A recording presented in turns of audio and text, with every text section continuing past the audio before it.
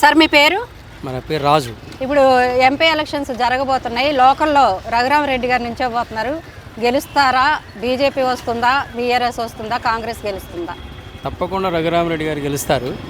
ఎందుకంటే ఇక్కడ శ్రీనివాసరెడ్డి గారు ఖమ్మంలో ఆయన తప్ప ఎవరు నిలబెడితే ఎవరు సపోర్ట్ చేస్తే వాళ్ళకి గెలుస్తారు. తప్పకుండా కాంగ్రెస్కి ఈసారి సెంట్రల్లో కంపల్సరీ కాంగ్రెస్ రావాలని ఇక్కడ ఓటేస్తారు. ఓకే, తప్పకుండా రఘురామరెడ్డి గారు గెలుస్తారు. అంటే అభివృద్ధి చేస్తారు, మీ సమస్యలు తప్పకుండా. తీరుస్తారు. ఇప్పుడు ఈ మతతత్వం కాకుండా వాళ్ళు ఎవరైనా ఏ ముస్లిం అయినా, హిందూ అయినా, క్రిస్టియన్ అందరూ కలిసి ఉండే మన దేశంలో తప్పకుండా ఈసారి కాంగ్రెస్కి ఓటేస్తారు. అది సైలెన్స్గా ఓటింగ్ మాత్రం తప్పకుండా. ఖమ్మం మాత్రం కాంగ్రెస్కి పక్కా అండి, పక్కా. ఎవరి నుంచున్నా సరే, ఎవరు నించున్నా సరే. అందులో రఘురామరెడ్డి గారు నించున్నారు కాబట్టి ఇంకా ఈజీ. ఎందుకు? పొంగులేటి గారు బట్టి. పొంగులేటి గారిని బట్టి. పొంగులేటి గారు తప్పకుండా ఈ ఖమ్మం అంతా ఆయన ప్రభావం ఉంటుంది.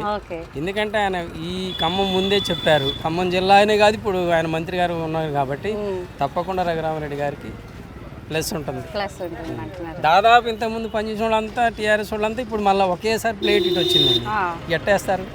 నామా గారు ఎక్కడి నుంచో వచ్చి ఏదో వేసారు కాబట్టి అప్పుడు అంతా తుమ్మల వీళ్ళంతా ఉండబట్టి వేసారు. ఇప్పుడు అంటే రేవంత్ పాలనపై మీరేమనుకుంటారు? తప్పకుండా అండి, రేవంత్ రెడ్డి గారిని ఇప్పుడు అందరు నమ్ముతున్నారు. ఏదైతే 6 గ్యారంటీలు ఉన్నాయో, రైతు తర్వాత రుణమాఫీ కూడా చేస్తానని హామీ ఇచ్చారు. అది తప్పకుండా జరిగిద్దని జనం విశ్వసిస్తున్నారు. అది అంతా కాకుండా కూడా కాంగ్రెస్ మీద ఇప్పుడు తప్పకుండా కాంగ్రెస్ ఓటేయాలని అలా నేను 10 సంవత్సరాలు బీజేపీ పాలనని సైలెన్స్గా ఆఫ్ చేస్తారండి, అంతేగా. రఘురామరెడ్డి గారికి తప్పకుండా ప్లస్, తప్పకుండా గెలుస్తారు. తప్పకుండా గెలుస్తారు. ఓకే, మీ పేరండి? మస్తాన్. మస్తాన్, ఏం చేస్తుంటారు? నేను స్టడీ చేస్తూ ఉంటాను. పీజీ చేస్తున్నారు. ఇప్పుడు ఎంపీ ఎలక్షన్స్ రాబోతున్నాయి. లోకల్గా ఎంపీ అభ్యర్థిగా రఘురామరెడ్డి గారు నుంచోబోతున్నారు. ఎలా గెలుస్తారు అనుకుంటున్నారా, గెలవరు అనుకుంటున్నారా, ఏంటి? అంటే ఇప్పుడున్న రాష్ట్రంలో అయితే కాంగ్రెస్ ప్రభుత్వం ఉంది కాబట్టి వాళ్ళ ఎంపీలే గెలిచే అవకాశం ఉంటుంది. ఏంటంటే ఏ పార్టీ వాళ్ళని సరే ఉన్న ప్రజలు కూడా మతోన్మాదాన్ని, బీజేపీ ప్రభుత్వాన్ని ఓడించాలనేది నినాదం తీసుకున్నారు. దాంతోపాటు యువత అదే తీసుకుంది, విద్యార్థులు కూడా అదే తీసుకున్నారు. లోకల్లో ఏముంటే అధికార పార్టీ లేదుంటే అదే వస్తుంది. అంటే స్టూడెంట్స్ కూడా కాంగ్రెస్ వైపే మొగ్గు చూపుతున్నారు అనుకుంటున్నారా?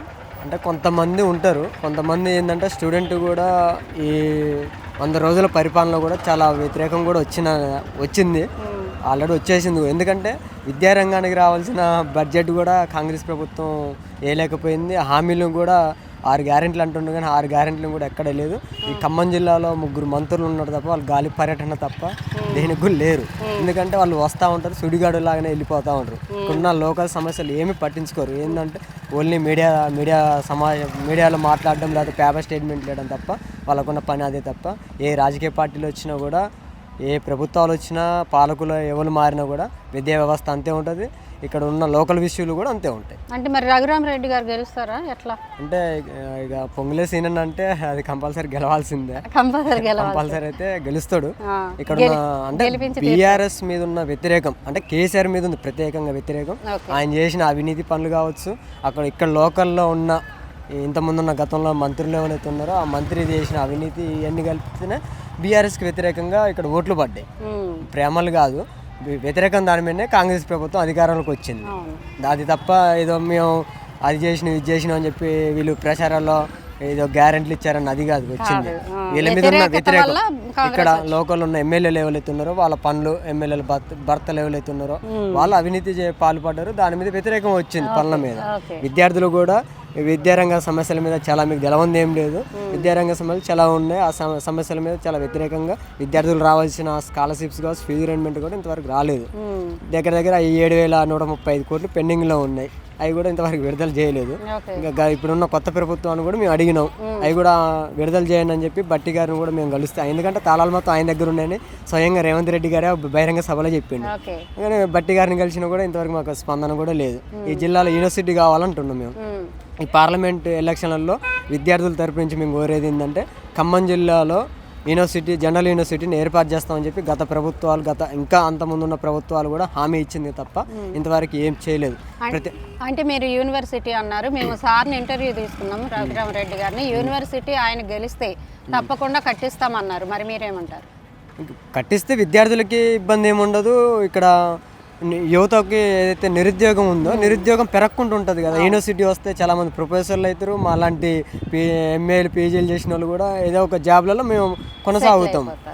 ఎందుకంటే గతంలో ప్రభుత్వం ఇదే హామీలు ఇచ్చింది, ఈ ప్రభుత్వం కూడా హామీలు ఇస్తుంది తప్ప అది అమలు చేస్తుందా చేయదు అనేది వెయిటింగ్. దానికి తిరుగుబాటు కూడా చేయాల్సిన అవసరం కూడా ఉంటుంది.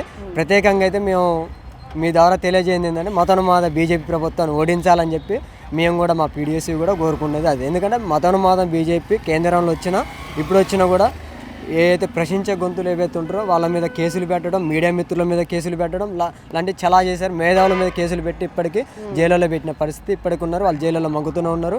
ఈ జిల్లాలో కూడా చాలామంది పీడీ యాక్ట్ లాంటి కేసులు పెట్టింది బీజేపీ ప్రభుత్వం.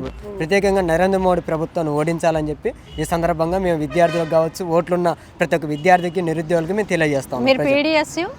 నేను పీడిఎస్సీ జిల్లా సెక్రటరీ. మీ పేరు? సందీప్. నేను పొలిటికల్ లీడర్. ఏ పార్టీ? బీఆర్ఎస్. కానీ నేను ఫస్ట్ సీనన్నతోనే ఉన్నాను. ఒక 5 సంవత్సరాలు ఆయనతోనే ఉన్నా. తర్వాత కొత్తగూడ ఎమ్మెల్యే వన వెంకటేశ్వర గారితో కూడా నేను చాలా సంవత్సరాలు బట్టి అదే పార్టీలో ఉన్నాను. అయితే తెలంగాణ ప్రభుత్వం వచ్చిన తర్వాత కేసీఆర్ చేసిన అభివృద్ధులు కూడా చాలా ఉన్నాయి. కానీ రేపు రాబోయే ఎంపీ ఎలక్షన్లో సీనన్న వాళ్ళ రిలేషన్ కంపల్సరీగా గెలుస్తాడు. 100%గా బరాబర్ గెలుస్తాడు. ఎందుకని? ఆయన సీనన్న అంటే కొత్తగూడానికి కానీ ఖమ్మం జిల్లా కానీ ఆయన దేవుడు. ఎప్పటికైనా అందరికీ ఆపదంతో ఆదుకునే నాయకుడు ఎవరంటే సీనన్న తప్ప ఎవరు ఏ రాజకీయ నాయకుడు చేయలేడు. తర్వాత తుమ్మల నాగేశ్వరరావు కూడా ఇలాంటి అభివృద్ధులు కూడా చేయలేదు. సీనన్న అంటే ఆయన ఎప్పటికైనా దేవుడు. ఎప్పటికైనా ఏ పని విషయాలైనా ఫోన్ చేసినా కూడా ఎమ్మటే ఆదుకునే నాయకుడు ఆయన. అలాంటి గొప్ప నాయకుడు నిలబెట్టిందంటే బరాబరిగా బంపర్ మెజార్టీతో గెలుస్తాడు. Thank you.